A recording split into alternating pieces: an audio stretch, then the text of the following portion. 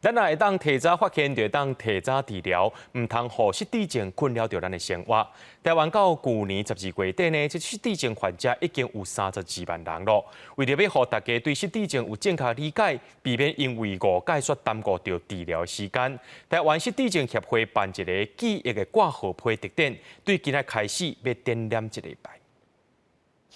港月之1是国际失智症日。根据国际失智症协会的估算，全球有超过5500万位失智症患者。因为咱台湾去年底，咱的失智症患者已经有32万人才多。为着要强化大众对失智症的了解，台湾失智症协会特别举办一个记忆的挂号批特典。这个失智，不是讲啥物代志拢袂使做。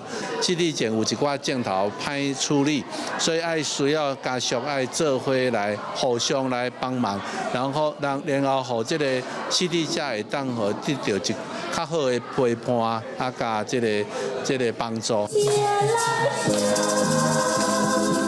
过来乡是这段时段上爱唱的歌，活动特别邀请失智症朋友做伙来唱歌开场。其实这也是台湾失智症协会含在时代普通时的活动。像今年81岁的田连祖阿伯，自去年检查出为轻度失智了后，经过医生的了解，逐天7早8早就出门去到协会参加手工班，也熟悉侪朋友。伊嘛讲，因为安尼，互伊的生活加真趣味，药仔嘛愈食愈少。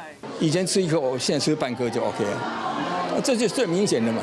是参加对这互助的家庭的活动，我都很快乐、很 happy， 就是生活有重心啦，这样就不会胡思乱想。失智症的症状其实有几种，不是单单记忆变歹，亲像语言能力、判断力等等的功能嘛拢会退化，嘛会出现个性向向改变的情形。协会办活动，就是希望招大家来正确理解失智症，避免因为误解牵到治疗。活动办伫台北松山文创园区，按9月15至21期间嘛，拢会有朋友来到现场分享因的人生故事。记者卢尚如、林旭凯台北报道。